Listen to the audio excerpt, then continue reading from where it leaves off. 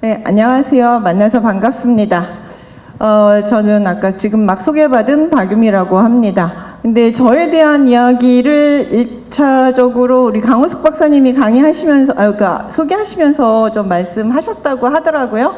그래서 저는 무엇을 얘기할까 하다가, 제가 왜 그런 기도를 하게 됐는지에 대한 설명들을 하면서 제가 설명을 하면서 여러분들하고 이야기를 시작하면 좋겠다 생각을 합니다. 사실 그 기도를 하게 된 것은 여동문회거든요. 2015년 송년회거든요. 근데 그 송년회는 해마다 있는 송년회고요. 그다음에 그 송년회에서 대표 기도는 해마다 있는 것이고요. 그다음에 그 대표 기도가 해마다 있었고 그 대표 기도에서 해마다 그냥 연례적으로 저희 여동문회는 항상 그 여성 안수를 위해서 운동을 하고 있고 총회에 가서 피켓을 들고 있고 이렇게 호소문도 쓰고 운동도 하고 언론에 이제 여러 가지 활동도 하고 있거든요. 지금 그 작업을 한 지가 저희가 한 10년이 넘었습니다. 그러니까 제가 다닌 교회, 그 피켓 들고 다닌 교회만 해도 한 5-6교회는 넘어요. 저도 이제 월요일날 강의가 있으면 못 가지만 저는 열심히 그 대신에 가지 못하면 그 성명서를 제가 제 노트북에는 썼던 성명서가 10개가 넘습니다. 그러니까 제가 썼던 해마다 썼고 언론에 썼던 성명서들이 10개가 넘습니다. 이제 그런 여동문회가 여러 가지 작업들을 하고 있었기 때문에 저희 총신대원 여동문회에서는 해마다 송년회가 되면 대표 기도 때 항상 여성 안수를 위해서 기도를 합니다. 그러니까 저만이 특별한 것은 아니고 그 기도는 항상 연례적으로 일어나는 기도예요. 그러나 그 당시 이제 총장님이었던 김영호 목사는 자기 앞에서 했다는 근데 그분이 오시는 줄 알았어요. 그래서 사실 고민을 좀 했습니다. 여성 안수를 반대할 뿐만 아니라 여성이 강의하는 것조차도 불편하게 생각하고 있던 분이기 때문에 저 앞에서 여성 안수를 기도하면 어떻게 될까? 라는 고민을 안 했던 건 아닙니다. 사실은 기도를 하기 전에 저 앞에서 대놓고 여성 안수를 하게 해달라고 기도를 하는 경우에 어떤 일이 생길까? 라는 고민을 사실은 했습니다.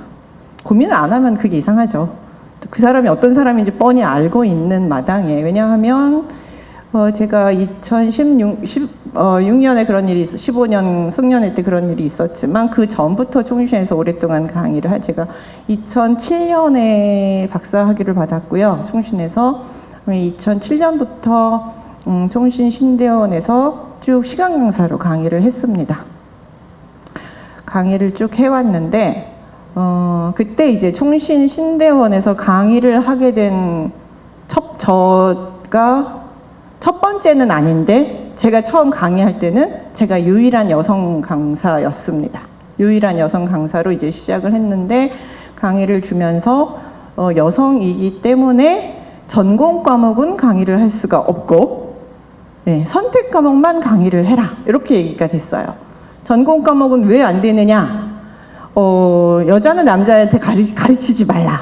이 성경 구절에 따라서 여성은 목사가 안 되고 여자가 목사는 안 주잖아요. 그러니까 여자가 목사가 아니고 그 다음에 여자이기 때문에 남성을 가르칠 수 없기 때문에 여자는 전공은 가르치면 안 되고 선택 과목을 가르쳐라 라고 얘기가 됐죠. 물론 그 차이가 뭔지는 모르겠지만 어쨌든 그렇게 됐습니다. 그래서 제가 2007년에 저희 교수님이 갑자기 급성으로 이제 암 수술을 하는 바람에 3주 동안의 수업이 비게 되셨어요. 3주 동안 이제 수업을 못하게 되셔서 제가 대신 강의를 하게 됐습니다. 전공 과목을, 시편 과목을 강의를 하게 됐는데 첫 번째, 두 번째 강의를 딱 하고 났는데 이게 문제가 됐어요. 학교 내에서. 여자가 전공 과목을 남자 전도사를 가르쳤다고. 생각하면 지금 웃긴 얘기예요. 지금 이 시기에 이런 얘기를 한다는 것 자체가 사실 우습지만 거기는 안 우습습니다. 이게 되게 심각한 문제가 됐고 그 동네는 그래서 제가 2번 강의를 하고 이제 그 문제가 목사 총회 이제 이런 데까지 얘기가 됐죠. 문제가 돼서 저희 교수님이 부랴부랴 다른 남자 교수를 불렀습니다. 그래서 나머지 한 번 강의는 그 남자 교수가 강의를 하게 됐습니다. 예, 그런 학교예요. 그래서 그러다 보니 저한테 이제 선택 과목 중에서 언어를 가르쳐라 이렇게 해서 제가 히브리어 원강으로 강사 생활을 시작을 했습니다. 그렇지만 제가 사사기도 전공했고 역사서에서 그 당시 전공자가 많지 않았기 때문에 야금야금 잠언도 열고 룻기 에스더도 열고 에스라 느헤미야도 선택 과목으로 야금야금 하나씩 열면서 성경 과목을 가르쳤어요. 근데 그건 또 뭐라고 안 하더라고요. 여자가 남자들한테 성경 과목을 가르치면 안 된다고 했지만 선택 과목이기 때문에 괜찮다라는 것이죠. 그래서 선택 과목으로 여러 개의 성경 과목들을 선택 과목들에서 성경 과목을 가르쳤어요. 그래서 저 가르쳤습니다. 그러다가 이제 그러고 있는 와중에 그렇게 근 10년이죠. 10년은 좀 안 되지만 그래 한 8년 정도 가르치고 있는 와중에 이제 그 목사님이 총장이 되고 이제 그렇게 가르치고 있는 저가 불편했고 그분이 계시는 사이에 여성 리더십에 대한 신대원 그 여하고회와 함께 영원회와 함께 그 여성 리더십 특강도 열고 했습니다. 이제 그런 것들이 계속 다 눈에 띄었죠. 그러다가 이제 결정적으로 이제 제가 기도를 하니까 이참에 여자들 다 내쫓자. 눈에 가시다. 라는 생각, 꼴 보기 싫다라고 하면서 이제 자르게 된 그걸 빌미로 해서 이제 여성 강사는 전부 다 잘라야겠다 생각하고 다 잘라버렸습니다. 그때 이제 제가 이제 일은 시작했고 그 유탄을 우리 강호숙 박사님이 가장 많이 맡게 됐고 옆에 있다가 그러니까 제가 벌인 일을 강호숙 박사님이 그 유탄을 다 맡게 됐고 이제 그렇게 해서 이제 이런 일이 벌어지게 된 것이에요. 근데 이제 이런 일들이 벌어졌을 때 저는 무슨 그러니까 그 공동체의 반응이 또 중요하잖아요. 어이없는, 우리가 생각해도, 그거 기도했다고 저렇게 다 자를 수가 있느냐라고 생각할 수 있잖아요. 그 비상식적. 그래서 이제 그 문제 때문에 되게 그 학교 밖에는 되게 시끄러웠습니다. 우리 강우숙 박사님이 또 이제 많이 이슈하셨고, 저도 여러 가지 돌아다니고, 언론도 얘기하고 하면서 이제 되게 이슈화가 됐는데, 학교 내부에서는 그게 그렇게 문제인지 모르더라고요. 그게 그렇게. 그래서 아무도 학교 내부 안에서는 그 부분에 대해서 저희를 옹호하는 발언이 한 명도 안 나왔습니다. 그러니까, 예. 자기네들이 개인적으로 만났을 때는 저한테 안타깝다 라고 얘기하는 분도 계셨죠. 그 사람이 나쁘다라고 얘기하는 분도 계셨지만 공통지에서 그런 거는 문제가 된다. 여성이란 이유로 그렇게 했다는 이유로 무조건 다 잘라는 건 문제가 있다. 그렇게 해서는 그건 정의롭지 않다라는 말을 아무도 공식적으로 한 적이 없습니다. 예, 그러니까 어떤 공동체의 어떤 도덕성이나 어떤 특징을 우리가 알고 싶으면 부정해한 문제가 일어났을 때 그 공동체가 그 문제에 대해서 어떻게 반응하느냐를 보면 우리가 그 공동체가 정의로운지 그 공동체가 정의롭지 못한지 우리가 알 수 있죠. 근데 거기 그 공동체 내부에 있는 사람은 그 어느 누구도 그런 것에 대해서 잘못됐다고 말을 한마디도 한 적이 없습니다. 교수들조차 영어원회조차 뭐 어느 단체도 그거에 대해서 한마디도 성명서를 내준 적이 없습니다. 여동문회까지도 그 총장 쪽으로 붙는 바람에 그쪽에서도 지지를 받지 못했고, 그래서 이제 그 결과 저희 여동문회가 갈리게 됐어요. 예, 저희 이제 그런 영향을 받지 않는 쪽으로 이제 여동문회는 좀 독자적인 입장을 가져야 된다라는 관점을 갖고 이제 저희가 총장과 총회 입장을 대변하는 여동문회는 여동문회로서의 역할을 제대로 할 수 없다라고 생각하고 여동문회가 이제 분리를 시켜버렸죠. 네, 그래서 예, 지금 여동문회는 그쪽 지금도 계속 운동을 하고 있고 여전히 열심히 운동을 하고 있는 여동문회가 됐습니다. 저희가 이제 그런 시대를 살고 있어요. 그리고 이제 그분이 총장이 물러나셨어요. 그분 결국은 이제 물러나셨어요. 왜냐면은 그 뒤에 여러 비리도 있고, 비리가 연루되고, 이제 심각한 문제들이 생겨나게 됐고, 그때 저희 여동문회에서도, 그리고 저도 열심히 운동을 해서 그분을 이제 결국 총장에서 물러나셨어요. 그래서 그리고 70세가 넘으셨기 때문에 이제는 어떤 교단에서 영향력을 영향력이 없습니다. 그분은 이제 완전히 물러나게 되셨는데, 또 하나의 문제는, 정말 정의롭지 못하다고 생각되는 문제는, 정말 여동문회와 저와 열심히 도왔거든요. 그분의 퇴진을 위해서. 근데 퇴진을 도울 때 그 도움에 대해서 너무너무 좋아하고, 학교는, 그 교수들은 그거에 대해서 고마워했어요. 근데 거기서 the end. 그분이 물러나자마자 the end가 됐습니다. 그분이 때문에 저랑 강우숙 박사님이 물러났잖아요. 그러면 그분이 물러난 다음에는 저희가 복직이 돼야 되는 게 맞겠죠. 그게 정의죠. 그분에 의해서 피해를 받은 사람들이 복직이 되는 게 정이고, 저도 그리고 저희 여동문회도 엄청 많이 도왔거든요. 정말 열심히 잘 도왔는데 복직에 대한 이야기가 전혀 없었습니다. 저와 강우숙 박사님에 대한 배려가 전혀 없었어요. 나온 얘기는 그분이 돈을 다 해먹었기 때문에 돈이 없으니까 시간 강사를 쓸 수 없다. 그래서 당신들을 부를 수 없다. 였습니다.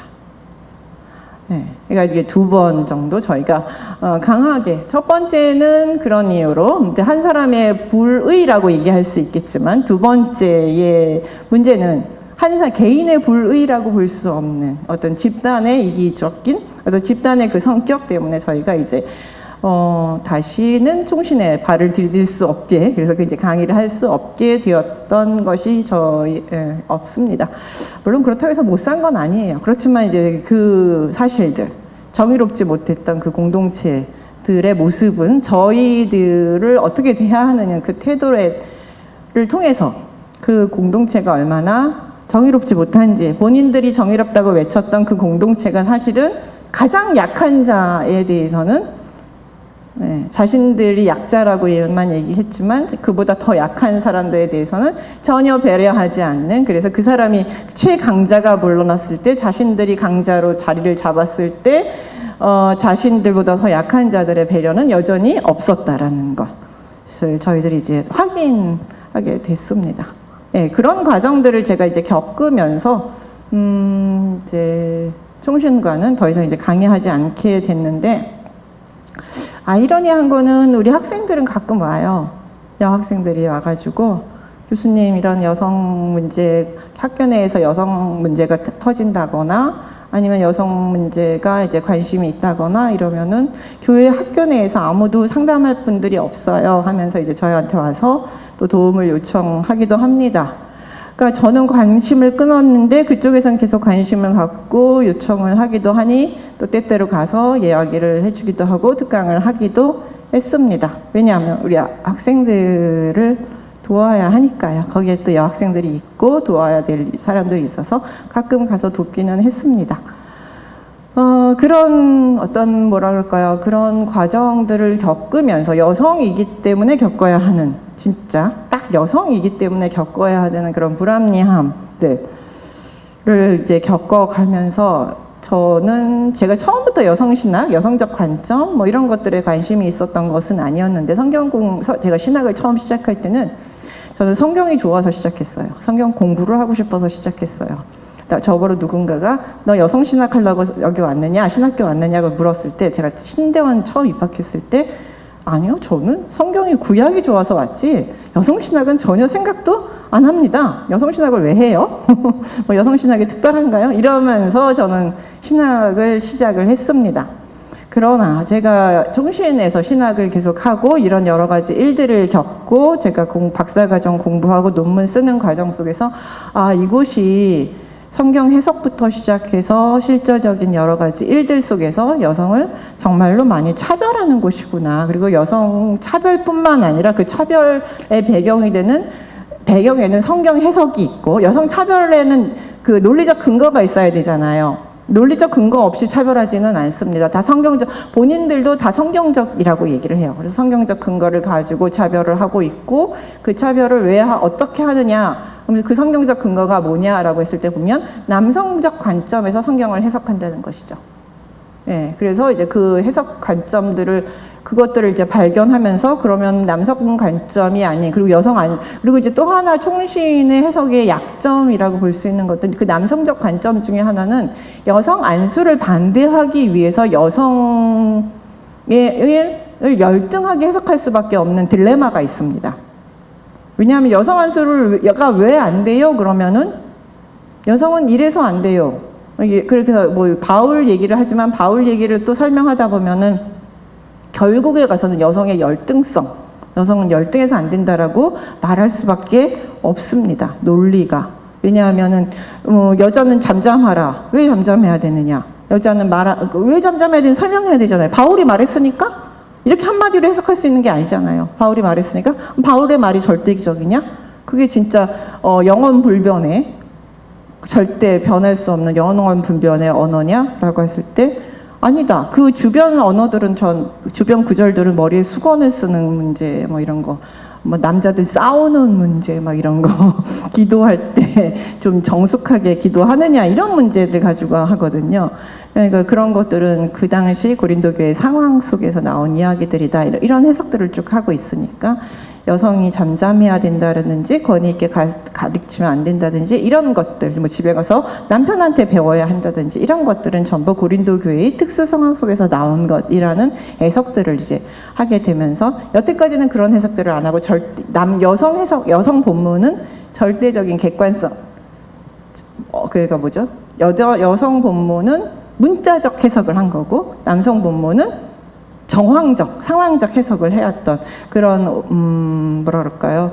남성 중심적 해석들이 이제 발견이 되는 것이죠. 그런 근거를 가지고 여성 안수를 반대했고 여성을 차별하게 된 거죠. 그러니까 우리 합동에서 여성 안수 안 주는 것이 문제가 되는 이유는 여성 안수를 반대하기 위해서 여성은 열등하다라고 놔야 되기 때문에, 그래서 여성과 남성 사이에는 이런 질서, 남자가 위에 있고 여자가 아래에 있다라는 질서 관계를 이걸 전제해야지만 여성 안수를 반대할 수 있기 때문에 합동에서 여성 안수를 운동하는 것은 결국 이제 여성과 남성은 동등하다라는 양성 평등, 남녀 평등을 주장하기 위한 가장 기초적인 작업이라고 할 수 있습니다.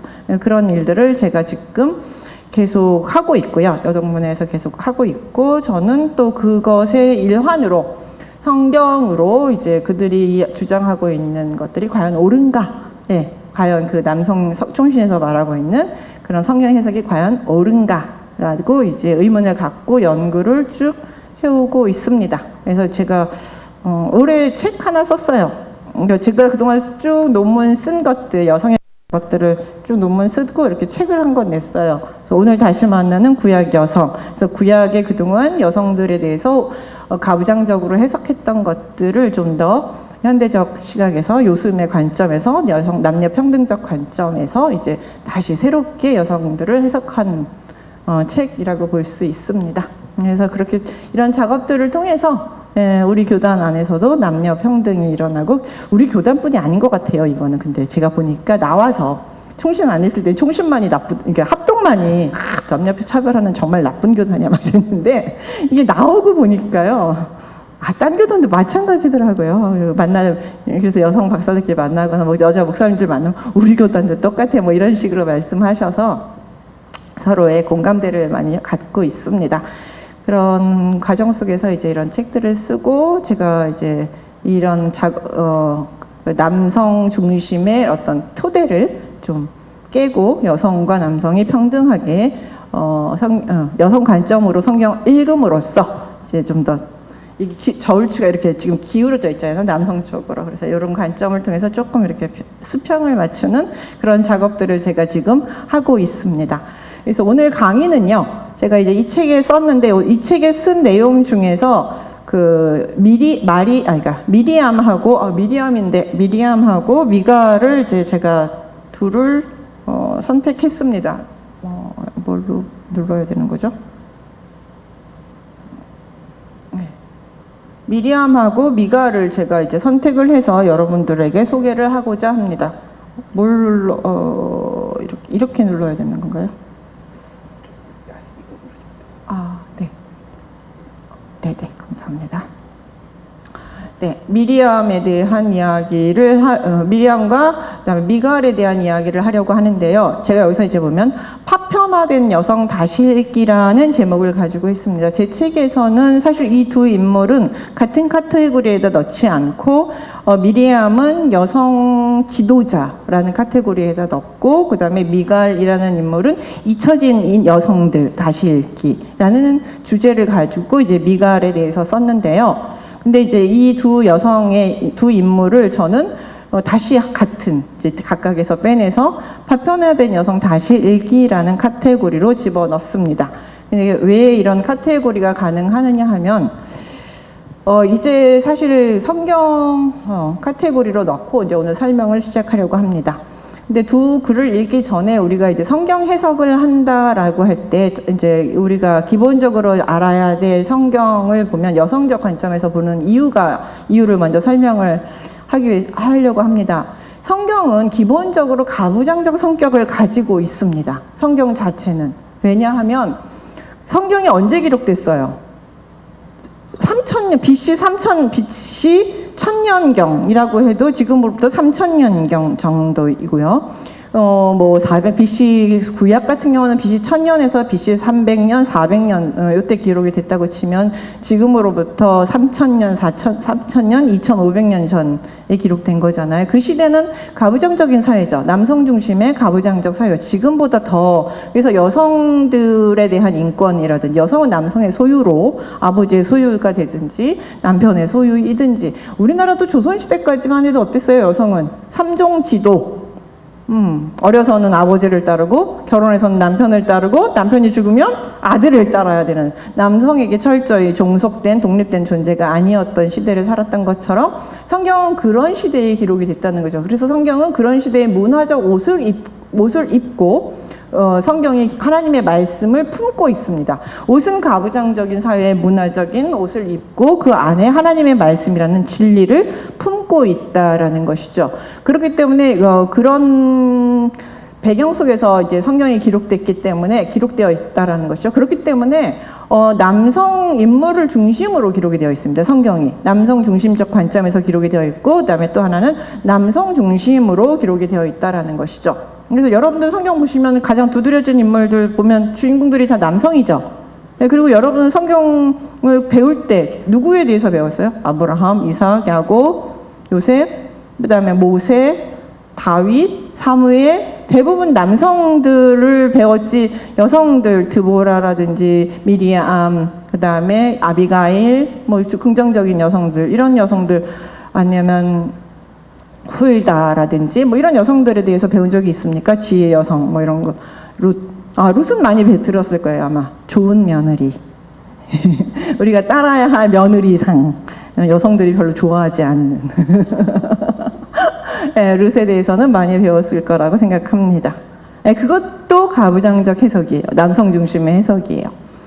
그러다 보니까 이제 그런 성격을 가지고 있다는 것들을 먼저 인식을 해야 됩니다. 성경은 성경 기록 자체도 남성 중심의 가부장적 성격을 가지고 있다는 것이죠. 그렇기 때문에 이런 것들을 인식하고 이제 성경 해석자 저 같은 사람들은 그 안에서 문화적 상황과 어떤 시대적 상황들을 고려해서 시대를 뛰어넘는 하나님의 진리와 은혜를 찾아내는 작업을 해내는 것이죠. 저 같은 사람들이 그것을 우리는 성경 해석이라고 합니다. 근데 되게 거창하게 얘기했지만 여러분들이 날마다 매주 듣는 설교 말씀들이 바로 그 작업을 해서 여러분한테 전달하는 거예요. 그러니까 이게 새로운 작업이 아니라 목사님들이 늘 하시는 작업들이 바로 여러분들한테 만약에 이런 작업을 안 하면 예배 시간에 성경 봉독하고 끝나면 돼요. 네, 성경 봉독 딱 하고서는 이게 여러분의 하나님 말씀이 여러분 이대로 지키십시오 하고 끝나면 돼요. 더 이상의 설명이 필요가 없죠. 그렇지만 목사님들이 이 본문이 어떤지 어떤 내용을 가지고 있는지 설명을 쭉 다 하신 다음에 뭐 하세요? 이걸 우리가 현대 삶 속에서 어떻게 살아야 하는지 적용까지 해주시죠. 예, 그것들이 바로 이 현대적 관점에서 성경을 어떻게 적용해야 되는지 해석까지 해주시는 것이죠. 그런 것들이 모두 해석적 관점입니다.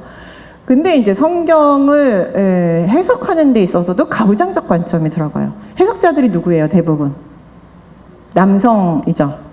네, 남성들, 그리고 그 시대에 영향을 받은 남성들, 그 시대를 살고 있는 남성들이 주로 주 해석자이기 때문에 자신의 성별, 국가, 인종, 계급, 그 다음에 선천적인 환경과 더불어 후천적인 환경들, 자신의 자라난 배경들, 학교 배경이라든지 이런 다양한 배경들을 바탕으로 해서 그 성경을 해석한다는 것이죠. 그러니까 아무도 성경을 해석할 때 100% 객관적으로 성경을 해석할 수 있는 사람은 아무도 없습니다. 왜냐? 100% 객관적인 관점을 가지고 있는 사람이 세상에 존재할까요? 아니에요. 사람은 누구나 자신의 관점을 가지고 있습니다.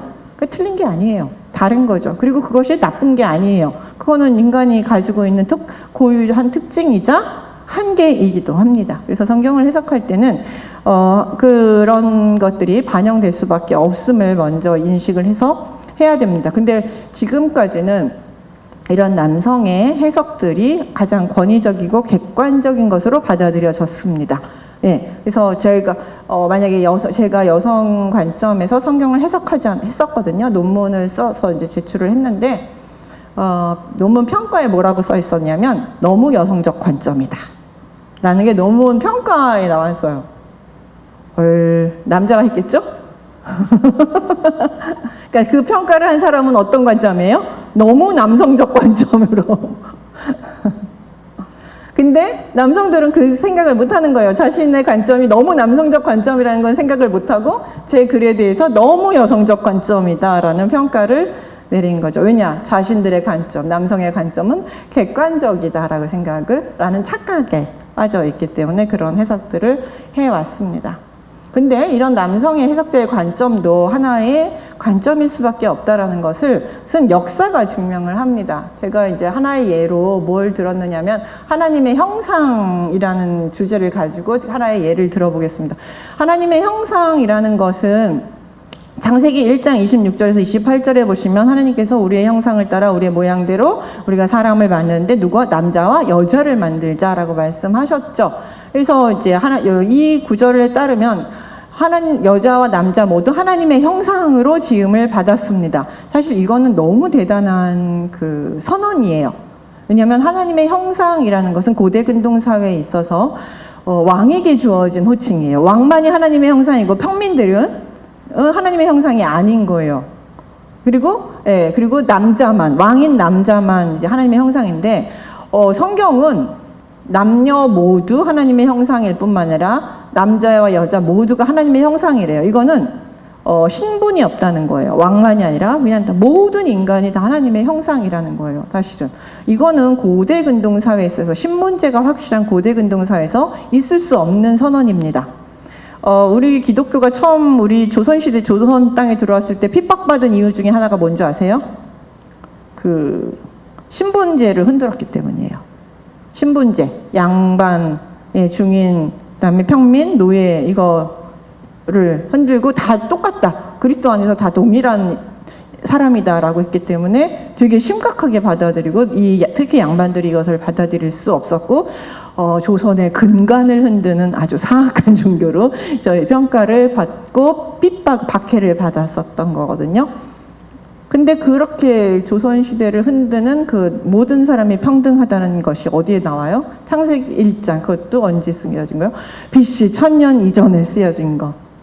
성경에 나와 있다는 거죠. 이건 너무너무 대단한 전제예요. 저는 이걸 볼 때마다 성경은 신적 기원을 가지고 있다라고 밖에 생각할 수 없습니다. 왜냐하면 인간은 이런 생각을 할 수가 없어요. 환경에 매여 있는 인간은 이런 생각을 할 수 없다라고 생각을 합니다. 그래서 남녀 모두에게 복을 주시고 남녀 모두에게 대리왕의 역할을 하라고 명령하십니다. 여기에는 차별이나 어떤 차별도 존재하지 않았습니다. 근데요, 이런 하나님의 형상 해석 역사를 보면은 이것들을 받아들이지 못한 역사를 우리가 볼 수 있습니다. 아니 뭐 성경에 그렇게 기록됐는데 성경을 그대로 믿는 사람들이 뭐 이걸 다르게 받아들였을까라고 하지만 사실 초대 중세 사람들은 여성이 하나님과 동일한 형상을 가지고 있다는 것을 인정할 수가 없었습니다. 왜냐하면 고대 그리스 철학자 아리스토텔레스의 영향을 받아서 여성은 실패한 남성이라는 것이 고대 그리스 철학이거든요. 그러니까 남성은 영혼이 있어요. 남성은 영혼이 있는데 여성의 영혼은 글쎄 퀘션 마크예요. 그리고 짐승이에요. 이렇게 계급이 정해져 있었어요. 그다음에 남성도 모든 남성이 아니라 남성 시민만 영혼을 가지고 있고 이 사람들만 그 모든 권리를 행사할 수 있었고 노예와 여성이 같은 존재의 범위로 들어갔는데 이 사람들은 영혼이 과연 있을까? 있어도 온전하지 않고 열등한 영혼을 가지고 있다고 보고 그 다음에 밑에가 이제 짐승이죠. 그 사람은 그러니까 여성은 인간과 짐승 그 사이 어디쯤에 있는 존재라고 생각하는 것이 그리스 철학 아리스토텔레스 우리가 아는 아주 유명한 아리스토텔레스가 그렇게 했다는 거죠. 근데 이 영향을 초대교회 교부들이 받았습니다. 그래서 초대교회 교부들은 여성에 대해서 이제 어거스틴 우리가 참회록 쓴 어거스틴, 돌아온 회심자 어거스틴, 그 유명한 어거스틴은 여성은 남성이 없으면 하나님의 형상을 가지지 못한다. 남성과 결혼해야만 비로소 여성은 하나님의 형상을 가질 수 있다. 그러니까 결혼하지 않은 여성은 하나님의 형상이 없는 거예요. 예, 이렇게 얘기를 해서 했고요. 그러면서 이제 어거스틴 여성은 그 다음에 남성보다는 열등한 존재라고 이제 보고 있었습니다. 그다음에 크리소스톰 같은 경우는 오직 남성만이 하나님의 형상을 가지고 있다라고 얘기를 했고요. 여러분 크리소스톰은 어떻게 들으셨죠? 가끔 요즘은 그런 설교 안 하시는지만 예전에는 그 황금입을 가진 그래서 이 사람이 설교를 하면 줄줄 읽어도 눈물을 줄줄 흘렸다라는 그 전설의 설교자인데. 이분도 이제 여성과는 이렇게 형상이 없다라고 얘기를 했고 토마스 아퀴나스 하면은 중세 교부 철학의 대가입니다. 중세 철학을 다 집대성한 중세 철학의 대표자라고 하는데 이 사람은 여성의 하나님 형상은 남성의 하나님 형상보다 결핍되어 있다, 부족하다, 열등하다 이렇게 이야기를 했습니다. 그 다음에 이제 종교개혁 시대도 와서도 쯔빙글리 하면은 스윅스의 개혁자, 장로교 창시자라고 하는 그 쯔빙글리나 에라스모스는 인문주의로서 되게 유명한 사람이죠. 근데 이 사람들도 전부 여성은 하나님의 형상이 아니다라고 여성에게 하나님의 형상이 있느냐라고 질문한다면 여성은 하나님의 형상이 없다라고 대답할 수 있다라고 대답을 합니다. 그게 되게 이상하죠. 아니 성경을 그대로 믿는다는 사람들이 왜 여성은 하나님의 형상이 없다라거나 아니라던가 열등한 하나님의 형상을 가지고 있다고 설명을 했을까요? 네, 그 이유는 단 하나입니다.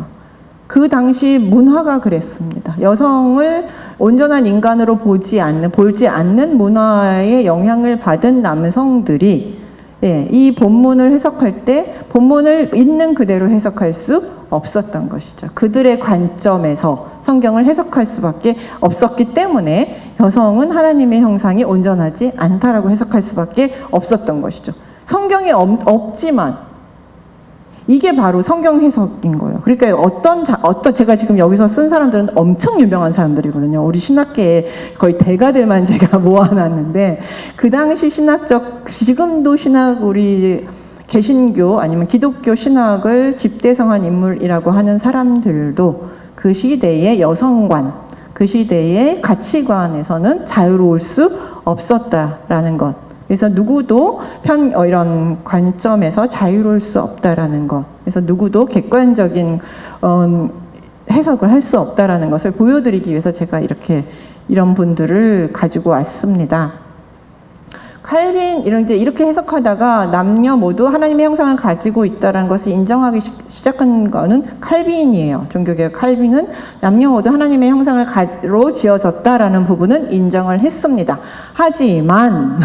하지만 여기도 전제가 있습니다. 왜냐하면 영적으로는 남녀가 모두 동일합니다. 그래서 우리가 구원을 받고 신앙생활을 하는 데는 그래서 나중에 죽어서 천국 가는 데는 전혀 지장이 없고 천국 가서는 남녀는 평등하게 생활을 할 겁니다. 그러나 이 사회 속에서는 여성은 남성 밑에서 종속되어야 된다라고 생각을 했습니다. 왜냐? 그 사회 문화가 그랬기 때문에. 예, 그 시대의 문화적인 환경을 뛰어넘을 수는 없었습니다. 그래서 여성의 사회적 활동, 그다음에 교회의 리더십 활동은 다 제한을 했습니다. 반대를 했습니다. 그리고 여성은 어디서만 동등하다고요? 여성의 활동 범위는 가정이고 영적으로만 동등하다라고 이제 설명을 한 거죠. 그래서 혹시 여러분 여기서 이제 나온 이야기가 뭐냐면 혹시 이제 존재론적으로는 평등하지만 기능론적으로는 종속되었다라는 말을 들어본 적이 있으신가요? 여기는 혹시 총신 쪽이 아니기 때문에 들어본 적이 없으시군요. 총신의 논리가, 여성 안수를 반대하는 논리가 바로 그거거든요. 예, 총신맨이라 들어본 적이 있어요. 이게 반대 논리입니다. 그러니까 존재론적으로는 평등해요. 영적으로는 똑똑. 그러나 기능적으로는 종속됐다는. 아니, 이게 평등하다는 겁니까? 종속됐다는 겁니까? 이게 동그란 세모랑 뭐가 달라요? 동그란 세모. 네, 동그랗다는 건가요? 세모라는 건가요? 근데 평등이라는 것은 이렇게 있어야 되죠. 종속은 이렇게 있어야 되죠. 이것과 이것이 같이 있을 수 있나요? 뭐 이거 진짜 추도 아니고 왔다 갔다 하는 것도 아니고 어떨 땐 이렇게, 어떨 땐 이렇게. 예, 써먹고 싶을 땐 동등. 예, 누르고 싶을 땐 종속. 예, 이런 식의 논리로 이게 500년 이상 한국교회와 온 세계의 여성을 억압하는 해석이 되어 왔다. 정설로 해석되어 왔습니다. 그래서 이때까지도 여성은 하나님의 형상이다라는 구절이 온전히 해석되어지지 못했던 역사가 있습니다.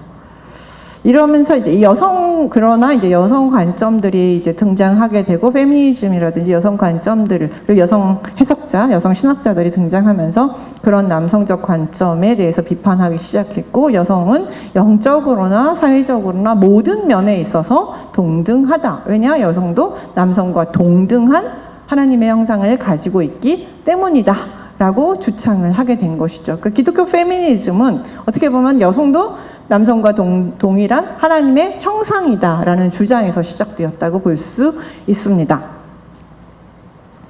이런 이제 읽기들 속에서 이게 이제 여성 읽기의 이제 시작점이라고 볼 수 있고요. 그렇기 때문에 여성 읽기가 중요하죠. 여성 읽기가 되는 순간 어때요? 기존의 남성 읽기가 잘못되었던 부분들을 지적해내고 새로운 읽기, 새로운 가능성들이 발견됩니다. 그런 다양한 여성 읽기들이 이제 존재를 해요. 그래서 잊혀진 여성 찾기라든지 왜곡된 여성 찾기, 여러 가지 다양한 읽기들이 있는데 그 중에 하나가 이제 파편화된 여성 읽기라는 방법이 있습니다. 이제 이 방법은 뭐냐 하면은 성경이 이제 주로 남성 중심으로 기록되어 있으며 여성은 주로 남성 주인공의 주변인으로 등장을 하죠. 예를 들어서 아브라함이 있으면 여러분 사라가 있죠. 근데 여러분이 이 아브라함과 사라의 이야기를 읽을 때 어디를 중심으로 읽어요? 아브라함으로 중심으로 읽고 아브라함을 중심으로 이야기가 쭉 전개가 되고 사라는 주변으로 듬성듬성 등장을 하게 되죠. 그래서 남성의 이야기는 이렇게 쭉 연결성을 갖고 이야기가 되는 반면에 여성들은 이렇게 한번 등장했다가 또 들어가고 등장했다가 들어가고 등장했다가 들어가면서 이렇게 잠깐씩 등장을 하게 되거든요. 이런 것들이 이제 주변화되면서 파편화되었다고 합니다. 이렇게 읽다 보면 여러분들이 이제 그래서 연결되어 있는 하나의 통일적인 인물로 그러니까 아브라함 하면 여러분들이 인상이 딱 생각이 나죠. 믿음이 좀 약했지만 그러나 점점 믿음이 강해진 인물이라는 하나의 그림이 그려지죠. 야곱 하면 또 우리 그림이 그려지죠. 야곱하면은 속이는 자, 라는 그림. 그래서 엄청 고생을 많이 하다가 결국 마지막 부분에 가서 내가 정말 험악한 세월을 살았습니다. 라는 고백을 하는, 그런 사람. 요셉하면 또 어때요? 형들한테 미움받아서 엄청 고생하다가 총리가 되면서 자신의 가족을 구하면서 이 모든 것이 하나님의 섭리였습니다라고 고백하는 신앙의 대가로. 그래서 우리가 그림이 딱 그려져요. 근데 여러분 이제 사라 하면 그림이 딱 그려지는 게 있나요? 인상이 여기서는 남편이 자기를 팔 때는 아무 말도 못하고 여자 하갈하고 있을 때는 하갈을 자기 남편한테 줬다가 뭔가 뭐죠? 하갈이 자기한테 자기를 업신여기니까 저 내쫓자고 한 여자. 뭐 하여튼 이게 다 듬성듬성 되어 있지 하나의 어떤 통일적인 인물로 여러분들 기억이 잘 나지 않으실 거예요.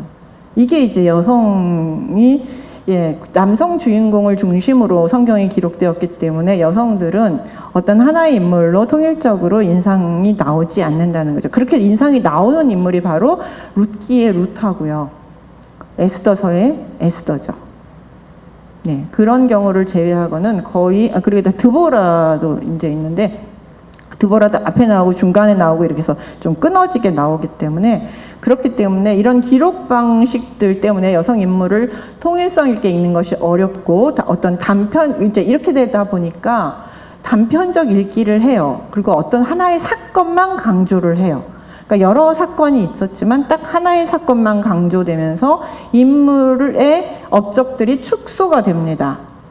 근데 이제 그 대표적인 인물이 바로 이제 미리암하고 미갈인데, 여러분 이제 미리암하고 생각을 하면 어떻게 생각이 되죠? 미리암 선지자예요. 선지자. 근데 이제 모세의 누이라는 거, 그래서 모세를 구한 인물로 기억하는 사람도 있지만 대부분 미리암 하면 뭘로 기억하죠? 모세한테 반역했다 문둥병 걸린 여자. 네, 그걸로 기억을 하시죠. 네, 그 사건. 그래서 이제 여러분은 모르겠지만 저는 그 미리암 설교를 들을 때 긍정적으로 들은 적이 거의 없습니다. 저는 설교를 들을 때 미리암 설교를 하시면 의도가 있어요. 여자 입 조심해라. 안 그러면 벌 받는다. 나서지 말고 입 조심해라. 이제 이런 식으로 해서 경고 사인을 할 때 이 미리암에 대한 설교를 들었습니다. 목사님한테 반대하면 혼난다. 뭐 이제 특히 여자들 뭐 이런 식의. 그래서 이제 부정적인 인물로 이제 평가되는 것이 일반적인 평가였습니다. 하지만 이거는 오직 민수기 12장에 나와 있는 미리암을 본 경우이기 때문에 이런 해석이 있지만 미리암은 여기만 나온 게 아니라 출애굽기 2장, 그 다음에 출애굽기 14장, 출애굽기 14장에도 나오고 나중에 미가서 6장에도 등장을 합니다. 그러니까 미리암은 그 듬성듬성 띄엄띄엄이지만 여러 군데서 등장하면서 다양한 모습들을 보여주고 있습니다. 그래서 제가 이제 여기서 여러분에게 이야기하고 싶은 건 이렇게 듬성듬성 나타나는 미리암의 이야기를 통해서 전체적으로 미리암이 어떤 인물이었고 우리는 미리암을 어떤 전체적으로 본 다음에 어떻게 평가를 해야 되는지 다시 생각해 보자는 것이죠. 그런 읽기가 우리에게 필요하다는 것이죠. 그래서 하나의 인물을 한 토막만 보는 것이 한 장면만 가지고 평가하는 것이 아니라 전체적으로 보고 남성 인물 보듯이 전체적으로 보고 그 인물에 대해서 평가를 하는 그런 읽기를 우리는 파편화된 인물 다시 읽기라는 것이죠. 파편화된 인물 통일적으로 읽는 것이죠. 그래서 미리암은 첫 번째 어떤 인물이에요? 출애굽기 2장 4절부터 10절에서 미리암은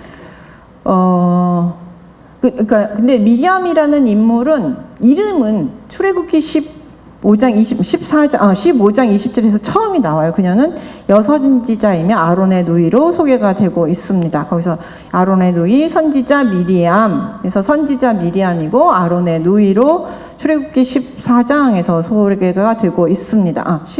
15장에 소개가 되어 있습니다.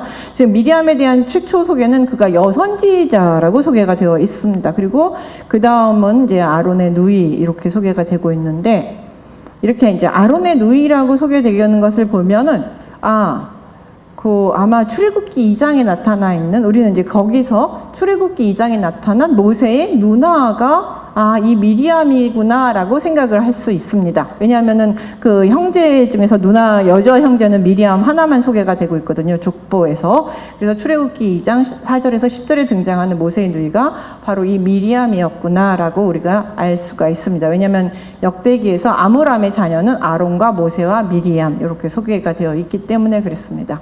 그러니까 여기서 등장한 미리암의 모습은 어때요? 물에 둥둥 떠내려가는 모세의 동생이 걱정돼서 그의 운명을 걱정스럽지만 건질 수는 없고 어떻게든지 끝까지 어떻게 해요? 쫓아가면서 바라보고 있는, 그래서 내 동생이 걱정스럽고 끝까지 지켜보고 있다가 그 아이가 살 수 있는 기회가 왔죠.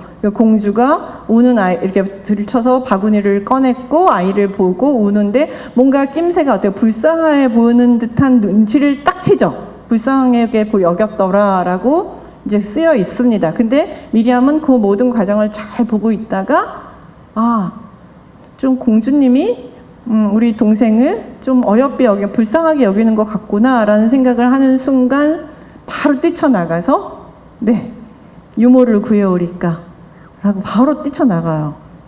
네, 그러면서 그러니까는 공주가 불쌍한데 유모 구해오라니까 얼떨결에 그래? 그럼 유모 구해와라 그래가지고 자기 엄마를 데리고 와요.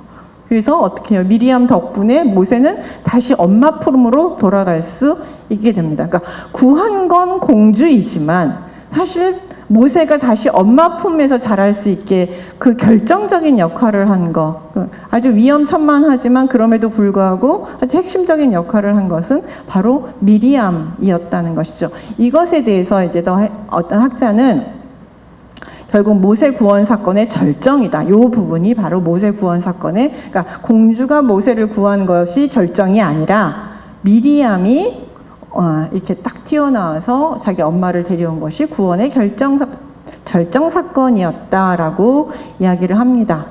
이렇게 여기서 나타난 미리암은 어때요? 용감하고 눈치 빠르고 재빠르고 자기 동생을 지극히 사랑하는 매우 행동 기지가 넘치고 활달한 소녀로 등장을 한 것이죠. 그 다음에 등장한 미리암은 이제 출애굽 15장 20절에서 21절에서 이제 선지자로 등장을 하게 됩니다. 이때는 소고를 잡고 찬양을 인도하며 여성들에게 여호와를 찬양하는 인물로 등장을 하게 되는 것이죠. 이때는 선지자 인물입니다.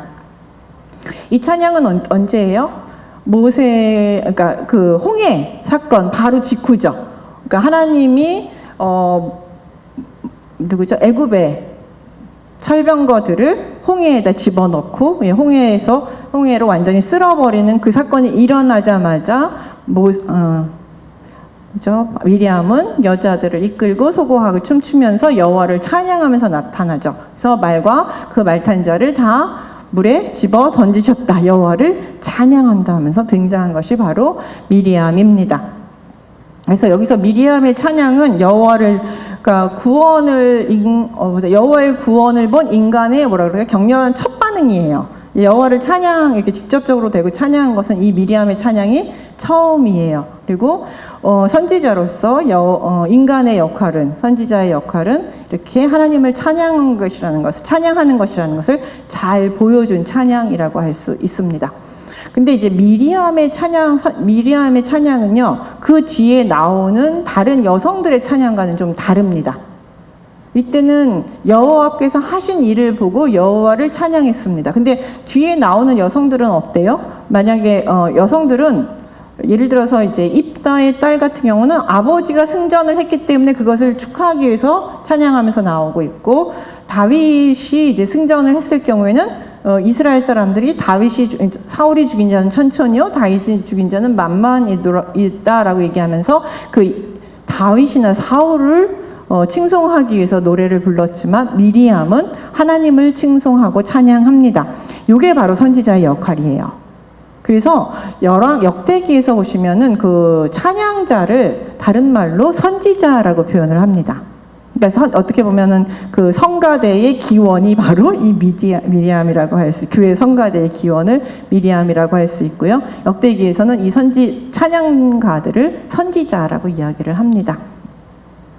그러면서 이 최초로 하나님을 찬양한 성가대의 선봉장이라고 우리가 얘기할 수 있습니다. 이렇게 해서 이스라엘의 선지자로 이제 하나님께서 미리암을 세우셨고요. 그래서 선지자 역할을 합니다. 그 다음에 이제 세 번째로 등장하는 것이 민수기 12장. 여러분이 가장 잘 알고 있는 민수기 12장입니다. 이게 이제 민수기 12장 사건은 미리암이 잘했다고 볼 수 없습니다. 사실은. 왜냐하면 모세가 구스 여자와 결혼을 한다고 하니까 이걸 알고 미리암과 아론이 모세를 비방한 사건이잖아요. 비방했어요. 근데 여기서 핵심은 와서는 왜 모세 이방 여자와 결혼하느냐 이걸 가지고 시비를 걸었지만 내용을 가만히 들여다보시면 너만 선지자냐? 나도 선지자다 이거예요. 핵심은. 네, 그러니까 즉 다시 말하면 너만 지도자냐? 우리도 지도자다. 이러면서 모세에게 가서 뭐 하냐면 우리 지도력 나누자. 너만 그 모든 권력을 다 가지고 있느냐? 나도 선지자로서 이 백성들을 이끄는 지도력이 있으니 우리 이 지도권을 좀 나누자. 왜 너만 다 하려고 하느냐? 그러니까 아론과 미리암이 이 모세에게 일종의 지도력에 대한 반기를 든 것입니다. 그러니까 이걸 보면 뒤집어 얘기하면 미리암의 지도력이 모세에게 대항할 정도로 지도력이 셌다라는 것이죠. 아무 지도력이 없고 지지 기반이 없는데 가서 들이받지는 않았겠죠. 그러니까 아론과 미리암의 지지 세력들이 컸고 지도력이 그만큼 컸다는 것의 반증입니다. 여기서 보면은 이제 성경 본문 이렇게 한국 성경을 모르지만 히브리 성경에 보면 여기서 이제 동사가 여성 단수형으로 나와요. 비방했다라고 했을 때, 그러니까 여기서 주도는 미리암이 한 것 같습니다. 주도를 좀 더 세게 얘기하고 아론은 뒤에서 좀 더 같이 동참을 했지만 조금 동참하는 방식으로 했던 것 같습니다.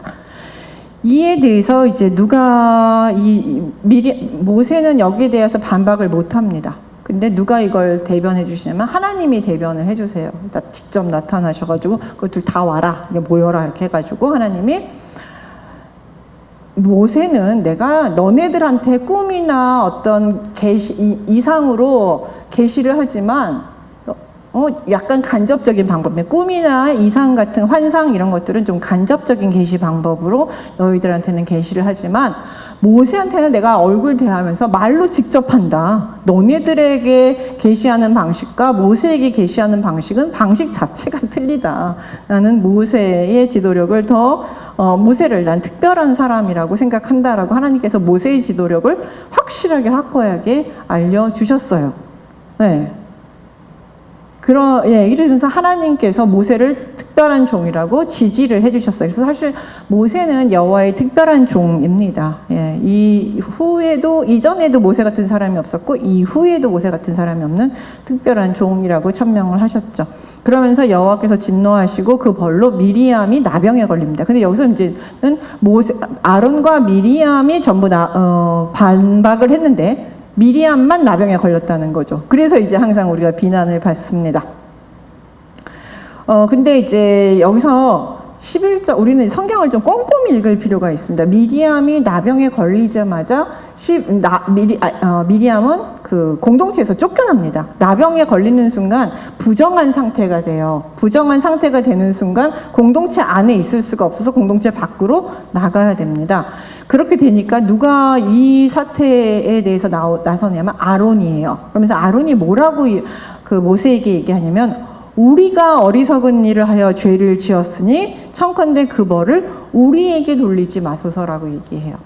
그러니까 미리암이 벌을 받았지만 그 벌은 누구도 받아야 되는 거예요. 나도 받아야 되는 거예요. 나도 잘못한 거예요. 둘이 같이 잘못한 거예요. 미리암만 잘못한 게 아니에요. 그러니까 우리가 죄를 지었는데 이 우리 죄 지은 걸 우리에게 돌리지 마소서. 우리를 좀, 이건 얘기 뭐냐면 우리 죄 지었지만 벌 주지 마세요가 아니라 우리 죄를 용서해 주십시오. 우리가 정말 잘못했습니다. 그러면서 이러다가 미리암 다 죽겠습니다. 우리 제발 죽을 죄를 지었으니 용서해 주십시오. 아론이 싹싹 회개 기도를 하면서 빌어요.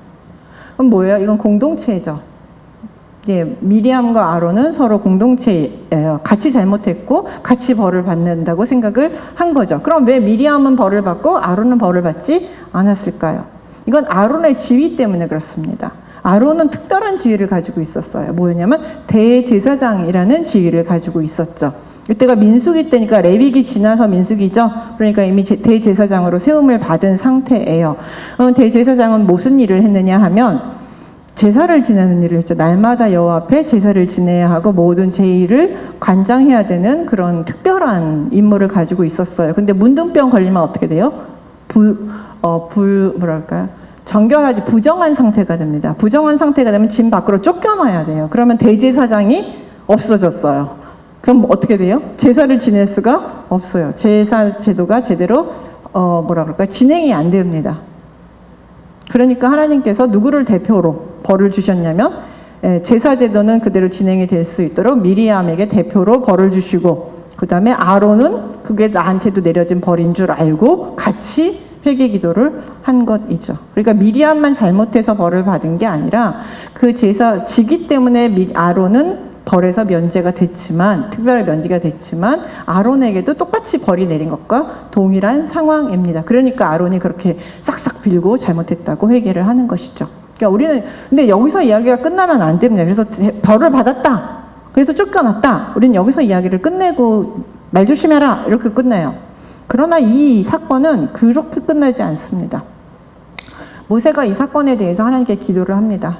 우리 누이가 다 죽게 됐습니다. 하나님 용서해 주십시오라고. 모세는 하나님 감사합니다. 감히 내 누이를 저렇게 나를 반역한 내 누이 벌 주셔서 감사합니다. 속 시원해요. 뭐 이렇게 하지 않았다는 거예요. 참다운 지도자는 나 때문에 누군가가 벌을 받았다는 것에 대해서 되게 가슴 아파하고 그 벌이 조금이라도 가면 그런 것들이 안 일어나기를 원하는 게 참 지도자이지, 나한테 대적하면 너네 다 죽어 이렇게 말하는 것은 참 지도자가 아닌 것이죠. 네, 살려주십시오. 용서해 주십시오. 모세가 하나님께 가서 중보기도를 합니다. 그러니까 또 하나님이 그러면서 그러니까 하나님께서 그러면 미리암을 7일간 진 밖에 있다가 다시 들어오게 해라. 그러면서 아버지가 침을 뱉어도 부정한데 아버지를 모욕했어도 이렇게 벌을 받는데 7일 정도 밖에 있어야 되지 않겠느냐 이러면서 이제 이야기를 하시는데요. 요 이야기가 뭐냐 하면 지금 하나님께서 예화를 드셨잖아요. 아버지와 자식에 대한 예화를 드셨잖아요. 즉 다시 말하면 하나님께서 미리암을 혼낸 것은 신이 인간에게, 비천한 인간에게 너 죽어 라고 벌을 내린 게 아니라 아버지가 자식에게 너 그렇지 마, 다시는 그렇게 하지 마 라고 뭐예요? 징계를 했다는 거죠. 아버지와 딸의 관계예요. 너 다시는 그렇게 하지 마. 너네는 모세의 지도력을 인정해야 돼 라고 얘기를 하는 것이죠. 다시는 그렇게 하지 마. 그러니까 한번 벌 받고, 그러나 내가 이제는 아는 것 같으니 용서해 줄게 라고 하나님께서는 그 자리에서 용서해 주셨어요. 왜 벌을 내렸느냐? 너 잘못했으니까 일단 벌은 받아. 그러나 또 네 형제가 용서를 비니 내가 바로 용서해 줄게. 되게 어때요? 그러니까 7일 동안 진 밖에 있었습니다. 왜 7일 동안이냐면 문둥병에 걸리면 부정해지잖아요. 그런 다음에 다 나은 다음에도 7일간 밖에 있어야 돼요. 부정해져요. 내가 문둥병 다 회복됐다라는 것이 확인되었어도 7일간은 부정합니다. 그러고 나서 다시 정결하게 들어올 수 있어요. 그러니까는 모세가 기도하는 순간 미리암의 병은 다 나은 거예요. 그리고 나서 7일간 진 밖에 있다가 다시 들어오게 된 것이죠. 그러니까 이 사건 자체가 어때요? 그리고 7일간 진 밖에 있는 동안에 백성들과 모세는 다 어떻게 해요? 그 미리암을 기다려요. 넌 광야를 지금 행진하는 중이었잖아요. 근데 미리암이 밖에서 벌 받고 들어오지 못하고 있는 동안에 모든 백성들과 모세는 미리암이 부정을 다 씻고 들어올 수 있도록 다 기다립니다. 여전히 백성들은 미리암을 자신들의 지도자로 인정을 하고 있었어요. 한 번 잘못했지만, 그러나 그 모든 회개하고 그 다음에 또 모세는 또 중보기도를 하고 하나님은 용서해 주시고, 백성들은 그 모든 과정들을 바라보면서 잘못한 것도 보고, 그 다음에 회개하는 것도 보고, 중보기도하는 것도 보고, 하나님이 용서해 주시는 것도 보면서 이렇게 잘못하면 우리는 이런 과정을 밟아야 하는구나 라는 것들을 배울 수 있었던 과정. 그래서 매우 훈훈하게 이 사건은 마무리가 됩니다. 누구도 그러므로 우리는 이 사건에 대해서, 물론 미리암, 아론 잘못한 건 맞습니다. 그러나 인간이 언제나 완벽할 수는 없잖아요. 사실 미리암만 잘못했습니까? 모세도 사람을 죽였어요. 그 다음에 또 다윗은 또 어땠습니까? 야곱은 더더욱 말할 것도 없고, 모든 성경의 등장인물들이 완벽한 인물은 없습니다. 그러나 그 과정을 어떻게 해결하느냐가 중요한 것이죠. 잘못한 것만 문제를 삼으면 안 된다는 것입니다. 근데 이 문제는 잘못했지만 결국 회개하고 하나님의 용서를 받고 다시 회복되는 모든 과정들, 이런 과정이 아름답게 그려져 있는 이야기가 별로 많지 않아요, 성경에. 네, 근데 이건 그렇게 끝나게 됩니다. 그러므로 우리는 여태까지 이 미리암이 잘못했다는 것에만 포커스를 맞춰서 우리가 미리암에 대해서 부정적으로 해석했다면 우리는 그렇게 해석해서는 안 된다라고 이야기를 하고 싶은 겁니다. 전체적으로 봤을 때 미리암을 긍정적으로 평가를 할 수, 그러니까 뭐랄까요? 그 전체 과정 이야기 속에서 미리암의 선지자적인 역할은 한 번도 훼손되지 않았다. 미리암은 하나님의 선지자였다라고 우리가 볼 수 있습니다. 근데 이것만, 여기서만 그렇게 한 게 아니라 결국 이제 우리가 미가서 6장 4절에 보시면 미리암에 대한 마지막 평가가 나타나요. 뭐라고 얘기하냐면, 그 광야 시대에 미리암을 아론과 모세와 같이 광야에서 하나님의 임명을 받은 3명의 지도자 중 한 사람으로 미가 선지자에서 이야기를 하고 있습니다. 미가 선지자 이야기 속에서. 그걸 보면 미가 선지자는 이스라엘 전승 속에서, 이스라엘 백성들 마음 속에서 그는 누구예요? 3명의 선지자 중에 한 사람이었죠. 한 번 잘못은 했지만 그럼에도 불구하고 하나님의 용서를 받은 우리들의 귀한 선지자였다. 이렇게 생각을 하는 것이죠. 그러므로 우리는 미리암을 어떻게 봐야 될까요? 전체적으로 보면 되게 열심으로 하나님을 섬겼고 자신의 동생을 지켰고 권력욕이 나서 살짝 실수했지만 그럼에도 불구하고 다시 회복되고 이스라엘 백성의 선지자로서 최선을 다해서 사역하다가 죽은 하나님의 귀한 선지자로 우리가 해석을 해야 되는 것이죠. 어때요? 통일적으로 읽으니까 조금 이야기가 달라지죠. 미갈은 더합니다. 여러분, 미갈이라는 인물은 어떻게 기억하세요? 시간이 많이 안 남았. 다 끝났네요, 시간이? 제가 거의 다 끝났는데 미갈에 대해서는 제가 잠깐만 얘기를 할게요. 5분 정도. 5분 정도 더 있군요. 5시까지요? 그럼 충분하게 할 수 5시 5분이요? 네, 알겠습니다. 미갈에 대해서는 우리가, 여러분은 뭘만 기억하세요? 미갈 하면? 다윗 저주했다가 소방 맞은 여자. 소방 맞은 여자로 기억을 합니다. 그래서 되게 불행한 여자. 불행한 여자는 맞아요. 근데 우리가 미갈을 그렇게만 보면서 미갈을 여기도 똑같아요. 입방정 떨면 혼난다. 이게 여자들은 다 항상 입조심해라의 2가지 케이스가 미리암하고 미갈이죠. 근데 이제 미갈을 과연 그렇게 볼 것인가라는데 사실 성경 전체에서 보여주는 미갈의 모습은 참 복잡합니다. 하나의 캐릭터로 보기가 어렵고 참 그러니까 복잡해요. 왜냐하면 미갈은 정말 어려운 시절을 살았어요. 그의 삶 자체가 사울 왕가가 무너지고 다윗 왕가가 일어나면서 사울의 딸이지만 다윗의 아내로 살아갔고 다른 남자의 아내로도 살았던 복잡한 인생을 살 수밖에 없는 상당히 굴곡의 삶을 살았던 인물입니다. 그렇기 때문에 이 미갈의 삶을 우리가 미갈을 좋냐 나쁘냐 이렇게 이분법적으로 보기는 참 어려운 복잡한 인생을 산 인물입니다. 그래서 첫 번째 나타나는 인물 보면 다윗을 사랑했어요. 첫 번째 나타나는 미갈에 대한 특징은 다윗을 너무 사랑했던 인물입니다. 여자가 남자를 사랑했다는 표현은 미갈에게 유일합니다. 아가서 빼고 여자가 남자를 사랑했다 이런 말은 여기가 유일해요. 그러니까 이걸 보면은 정말 다른 온 궁정이 그래서 나중에 사울이 알 수 있을 만큼 아마 자기는 다윗이 좋다고 팔랑팔랑거리면서 쫓아다니면서 얘기를 했던 것 같아요. 그러니까 이제 사울도 알고 궁정도 알고 미갈이 다윗을 사랑했다. 그리고 그거를 사울도 알았다. 이렇게 얘기하죠. 그러니까 우리 10대 소녀를 생각하시면 됐습니다. 다윗을 보면서 너무 좋아서 팔랑팔랑거리고 다녔던 10대 소녀의 모습을 우리는 기억할 수 있습니다.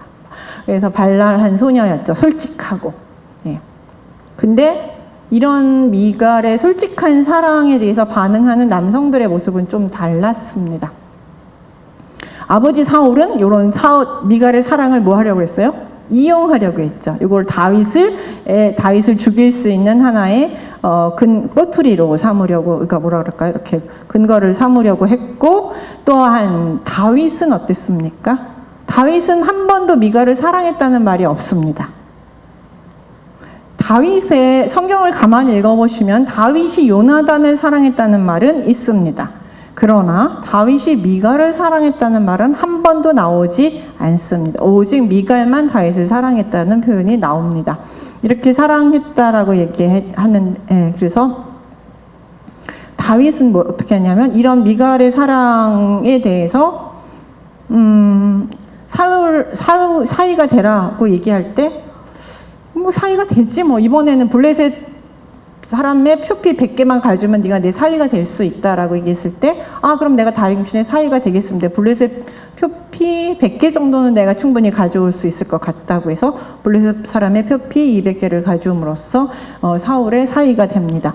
이것은 다윗이 미갈을 사랑했다기보다는 뭐예요? 자신이 사울의 사위가 되는 것이 좋았다라고 생각하는 것이 훨씬 더 합리적입니다. 왜냐하면 그 사랑에 보답한 것이 아니라 사울의 사위가 되는 것이 괜찮겠다라고 생각한 것이죠. 그러니까 미갈은 정말 순수하게 사랑했지만 아버지 사울은 그 사랑을 이용했고 다윗도 그 사랑을 이용했다라고 볼 수 있습니다. 그러나 이제 이런 그러나 이런 사람들은 이용하지만 사실 미갈의 사랑은 진심이었어요. 왜냐하면 사울이 다윗을 죽이려고 했죠. 막 창 던지고 죽이려고 했고 결국은 이제 저 죽여야겠다고 하니까 다윗이 도망을 가게 되는 사건이 벌어지게 되는데 그 사무엘상 19장이에요. 죽이려고 했을 때 정말 이 미갈은 다윗을 도망가게 만들죠. 도망가게 하고 문을 창문으로 끈을 달아서 만들어서 도망을 가게 만들고 드라빔을 침대에 눕히고 이불을 덮여서 마치 다윗이 자고 있는 것처럼 하고 있고 온 아버지의 군사에게 지금 우리 남편 다윗이 아파서 누워있다 뭐 이제 이렇게 얘기를 하면서 적극적으로 여기서 보시면 다윗이 한 것은 다윗의 행동은 하나밖에 없어요. 도망간 거. 도망갔다 이렇게 되어 있고 나머지는 다 누가 해요? 미갈이 해요.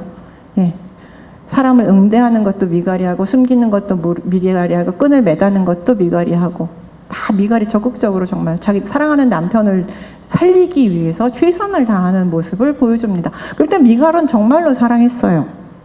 그리고 아버지가 그러니까 잘못되면 어떻게 돼요? 아버지가 자신을 죽일 수도 있는 거예요.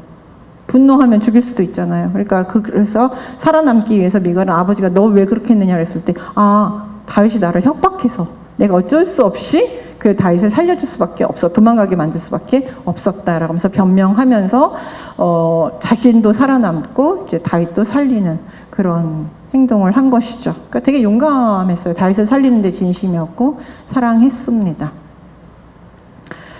그런데 다윗은 미갈을 잊었습니다. 그래서 미갈도 다윗을 잊게 됩니다. 왜냐하면 도망한 다윗은 미갈을 완전히 잊습니다. 왜냐하면 이제 사울의 딸이었기 때문에 다시 미갈과 합칠 수 있는 기회도 없었어요, 사실은. 그리고 아버지도 이 미갈을 이제 발디엘과 결혼을 시킵니다. 근데 이제 이 발디엘과 결혼시키기 전에 성경에서는 사무엘상 25장에서부터 보면 아비가일과 아비노함과 먼저 다윗이 결혼을 합니다. 결혼을 하고 있어요. 결혼을 하고 그 다음에 이제 미갈은 이제 이 발디엘과 결혼하면서 이제 이혼을 하게 되는 것이죠. 왜냐하면은 이 당시 이혼을 하게 됩니다. 그리고 이제 더 이상 내가 남편 다윗을 만날 수 없을 거라고 생각하는 거예요. 이제는 적이잖아요. 내 남편은 아버지의 적이니까 나의 적이기도 하죠. 그러니까 완전히 찾을 수도 없었고 미갈은 이제 이혼한 상태가 됐고 이제 아버지의 뜻에 따라서 발디엘과 결혼하면서 다윗을 완전히 잊게 됩니다. 이때도 미갈이 발디엘과 결혼할 때 사울이 미갈한테 물었을까요? 너 발디엘과 결혼할래? 다윗 이제 하고 헤어지고 발디엘과 결혼할래? 이런 얘기 했을까요? 안 했겠죠. 다윗에 대한 어떤 마음이 있는지 물어보지도 않았을 거고 어떻게 하고 싶은지 물어보지도 않았을 거고 그냥 너 이제 다윗 도망갔으니 발디엘과 결혼해 라고 그냥 명령을 내렸을 겁니다. 그러니까 거기도 되고 미갈은 어때요? 자신의 마음, 생각, 감정 모두 다 접어버리고 그냥 아버지의 말에 순종할 수밖에 없었던 것이죠. 그러니까 그 명랑하고 활쾌하고 발랄한 그 소녀는 사라지고 이제 묵묵히 모든 걸 다 속으로 감싸고 아버지의 뜻에 순종하는 상태가 돼서 이제 다윗을 떠나게 됩니다. 이제 체념이지 않았을까 싶어요. 이런 상태는. 그러니까 성경에서 이렇게 낭만적인 사랑, 누굴 사랑한다 이런 얘기가 나온 거는 이게 참 미갈밖에 없어요. 사실 철이 없다고 얘기해야 되게 좀 있지만, 그러나 그 사랑은 와장창 깨지고 이제 끝나게 됩니다. 그리고 나서 이제 아주 좀 많은 시간이 흘렀습니다. 미갈은 어떻게 돼요? 사무엘하 3장에 다시 등장을 한다. 이렇게 해서 사실 미갈의 이야기는 끝났어야 됐어요. 그리고 서로 다른 길로 갔다라고 이야기하면서 이야기가 끝나는 게 정상이죠. 왜냐면 다윗도 딴 여자랑 결혼했고 미갈도 딴 남자랑 결혼했으니까 끝나야 정상인데 갑자기 미갈이 다시 다윗 이야기 속에서 등장합니다. 그 언제 등장을 하냐면 이제 북이스라엘과 사울이 죽은 다음에 북이스라엘과 남유다로 나라가 나뉘게 됩니다. 여기 아브넬이 이쪽 북이스라엘을 주도했고 남쪽은 다윗이 주도를 했죠. 근데 이제 아브넬이 자기가 왕으로 세웠던 아도니아와 이제 이제 불화가 생기면서 이 북이스라엘도 북이스라엘을 다윗에게 내가 갖다 주겠다 이러면서 이제 협상을 시도했어요. 그럴 때 협상 조건으로 내세운 게 누구냐 하면 미갈입니다. 네가 정말로 나랑 협상을 해서 북이스라엘을 나에게 가져오려면 미갈을 데려와라. 근데 이때 뭐라고 표현하냐면 사울의 딸 미갈을 데려와라 라고 얘기를 해요. 사울의 딸 미갈을 데려오라고 얘기를 합니다. 그러니까 여기서 그 호칭에서 뭐가 필요하다는 거예요. 미갈이 필요한데 누가요? 사울의 사위라는 그래야지만 이 북이스라엘은 아무래도 사울을 많이 지지하고 있었거든요. 그러니까 북이스라엘과 정치적으로 화합하기 위해서는 내가 사울의 사위이다. 그러니 우리는 남이 아니다. 그러니 우리 잘해보자. 이런 것들을 하기에 훨씬 유리하니까 사울의 딸 미갈을 데려와라라고 협상을 냈고, 그러면서 이제 공식적으로는 내가 블레셋 사람 표피 200개로 얻은 내 아내이니 내 아내를 돌려달라 이러면서 그 사람은 내 아내이다 이러면서 이제 얘기하죠. 사실 이게 법적으로는 맞지 않습니다. 물론 여러 가지 다툼의 여지는 있지만 한 번 이혼한 여자를 다시 데려오는 것을 성경은 금하고 있습니다. 다윗 자의적으로는 이혼하지 않았지만 미갈의 보호자인 아버지가 이혼을 시킨 것이기 때문에 이건 이혼이라고 볼 수 있고, 이혼해서 다른 남자랑 잘 살고 있는 여자를 다시 데려오는 것은 법적으로 그닥 옳은 행동은 아닙니다. 그러나 이용할 가치가 충분히 있었기 때문에 데리고 온 것이죠. 데리고 오게 됩니다. 그러니까 근데 발디엘과 그 미갈의 남편과 미갈 사이는 참 좋았던 것 같습니다. 그렇게 슬프게 결혼을 했지만 발디엘이 울면서 미갈의 뒤를 쫓아올 정도로, 그래서 아브넬이 막 돌아가, 안 그러면 내가 죽일 거야 이렇게 협박하니까 결국은 돌아갔는데, 그렇게 돌아가기까지 또 끝까지 쫓아온 것을 보면, 울면서 쫓아온 걸 보면 요 장면을 일부러 넣었어요. 화자가 왜 넣었을까요? 이거 빼버려도 돼요. 사실 그냥 미갈 데려왔다 이렇게 써도 돼요. 그거 뭐가 중요하겠어요. 근데 그걸 썼어요. 그럼 우리는 해석을 해줘야죠. 사이가 좋았다. 미갈과 발디엘은 그럭저럭 둘이 사이좋게 살고 있었다. 근데 그 평화의 과정을 누가 깼다? 폭력적으로 다윗이 자신의 정치적 욕망을 위해서 깼다라는 것을 우리에게 알려주기 위해서 그 장면을 넣은 것이에요. 그래서 이용해가지고 데리고 옵니다. 이때 너무하지 않나요? 자신을 사랑해서 자신의 목숨을 구해준 미갈의 감정, 이런 것들은 전혀 생각하지 않고 어떻게 하면 미갈을 이용할까를 생각하고 있고, 그의 미갈의 감정은 전혀 생각하지 않고 그의 복지에 대해서 전혀 생각하지 않고 있는 다윗의 무정하고 잔인한 모습을 우리는 볼 수 있습니다. 마지막으로 보면 다윗에게 버려진 미갈의 모습을 우리가 볼 수 있습니다. 사실 이제 마지막이 나와요. 사무엘하 6장. 참 띄엄띄엄 나오죠. 미갈의 이야기는. 근데 다윗궁으로 돌아온 미갈의 삶이 편했을까요? 다 다윗파 속에서 사울의 딸인 미갈이 아무리 첫 번째 왕비이지만, 권위는 있을지 모르겠지만, 나는 여기 반란 세력이잖아요. 그러니까 반대 적의 딸이잖아요. 쉽게 말하면 적의 딸이잖아요. 적의 딸로서, 사울의 딸로서 다윗 궁전에서 살아간다는 것은 그닥 쉬운 입장은 아니었다라는 것이죠. 네, 그렇기 때문에 그리고 이미 미갈은 자기가 끌려왔을 때 다윗에 대해서 좋은 감정을 가지고 있을 수 있었을까요? 네, 우리는 근데 성경 해석에서 여태까지 이런 해석들을 전혀 안 했다라는 것이죠. 미갈의 감정, 생각, 형편 이런 것들은 전혀 고려하지 않고 다윗에게 다만 다윗이 기뻐가지고 축제하고 왔는데 거기다 내가 당신 춤추는 게 참 천박스럽다 막 이제 이렇게 했다는 것, 요거 자체에 대해서만 문제를 삼아요.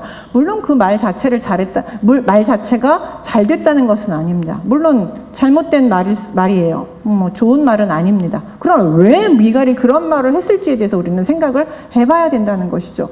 미갈이 다윗에 대한 감정이 좋았을까요? 예. 그리고 지금 너무 불편해요. 자기 여기 와가지고 뻔하던 보릿자루로서 이용당하고 있는 거, 이걸 몰랐을까요, 미갈이? 여전히 소녀시대에 내가 좋았던 그 다윗을, 그런 사랑하는 그 마음을 그대로 가지고 있었을까요? 아니라는 거죠. 이미 많은 세월이 흘렀고 내가 왜 여기 와 있는지 다 알고, 내가 사랑하는 발디엘과 왜 헤어졌는지 다 알고 있는 입장에서 바라보는 다윗의 춤추는 모습을 볼 때 내가 기뻐할 수 없어요. 우리는 이런 것도 좀 생각을 해봐야 된다는 것이죠. 그러니까 그래서 미갈이 한마디 했으니까 다윗이 뭐라고 했어요? 거기다 대고 뭐라고 했죠? 야, 니네 아버지는 하나님이 너네 아버지 집은 다 죽이시고 네가 이렇게 천박하다고 하는 내 집은 나는 이렇게 높이셨어. 그런데 네가 그런 말 할래? 이러면서 그냥 팩트 폭격을 해버리죠. 사실이긴 해요. 그러나 아주 잔인한 말이에요. 하나님이 너네 집은 버리시고 우리 집은 높이셨다. 나를 선택하셨는데 내가 여종한테 이렇게 비웃음 당해도 누가 너는 그렇게 볼 수 있지만 누가 내가 이제 왕인데 누가 나를 그렇게 봐? 이러면서 이제 미갈에게 말을 함부로 합니다. 아무도 이 말에 대해서는 관심을 갖지 않아요. 저 같은 사람만 가져요. 네. 그러면서 마지막에 어떻게 돼요? 하나님께서 이제 그러니까 그러고 나서는 이제 미갈에게는 자식이 없었다라고 얘기해요. 데리고 와놓고 뭐 하는 거예요? 소박는 거죠. 다시는 그 방이 찾지 않았다는 거예요. 이거를 이제 하나님께서 미갈에게 벌을 내리셔서 자녀가 없게 하셨다라고 해석을 합니다. 전통적으로는 그렇게 해석했어요. 근데 성경은요, 만약에 그런 경우라면 정확하게 씁니다. 하나님이 그에게 벌로 자식을 안 주셨다라고 정확하게 기록을 합니다. 하나님이 하신 행동에 대해서는. 근데 그런 기록이 없죠. 그러면 우리는 다윗이 미갈을 찾지 않았구나라고 해석을 하는 것이 정상적인 해석입니다. 하나님이 주신 것, 하나님이 뺏으신 것, 하나님이 향하신 것, 하지 않으신 것, 벌 주신 것, 이런 것들은 상 주신 것 정확하게 기록을 하고 있어요, 성경은. 그렇기 때문에 이 부분은 그렇게 됩니다. 그럼 우리가 이런 이제 쭉 미갈의 스토리를 읽으면 어떻습니까? 다윗 입장에서 읽으면은 미갈은 하나님이 다윗을 세운 것에 대해서 사울 가문에서 가장 쓸쓸하게 그것을 쳐다볼 수밖에 없는 불행한 인물, 이렇게 볼 수 있겠지만 미갈의 입장에서는 어때요? 다윗을 볼 때 편치 않았겠죠. 우리가 전체적인 그런 미갈의 인생을 보니까 어떻습니까? 좋아요? 나빠요? 비난받아야 해요? 불쌍하죠. 참 마음이 복잡해져요. 너무 예쁜 소녀였어요. 누군가를 너무 사랑했던 소녀였어요. 그때 결국은 아버지에게 이용당하고 남편을 너무 사랑해서 사랑한 남편을 목숨 걸고 살려줬지만 결국은 거기도 배신당하고 이용당하고 결국 버려지는 그 인물을 우리는 나쁘다고, 말 잘못했으니까 저 여자는 벌 받아야 된다고 말할 수 있을까요? 저는 그렇게. 저는 미갈은 참 복잡하고 불쌍하고 우리가 생각할 게 많은, 그런데 또 되돌아보면 내 인생 같은, 우리 여자들이 살았던 인생과 그닥 다르지 않은 모습을 바라보면서 참 많은 생각을 하게 되는 인물입니다. 이게 바로 전체적인 미갈의 이야기를 읽었을 때 우리가 생각하지 못했던 미갈의 모습을 다시 생각할 수 있는 것입니다. 그러니까 그래서 제가 말씀드리고 싶은, 우리는 하나의 인물을 읽을 때 여성들 특히 파편화돼서 얘는 좋은 사람, 나쁜 사람 이렇게 금방금방 좋은 여자, 나쁜 여자로 분해해서 읽는 그런 읽기를 거부하고 이제 좀 더 통일적으로 그 사람의 전체적인 인생을 같이 보면서 이해하고, 남성 등장인물들을 이해하듯이 여성 등장인물도 이해하고 좀 더 폭넓게 바라보는 시각을 가졌으면 좋겠습니다. 이상으로 강의 마치도록 하겠습니다. 수고하셨습니다.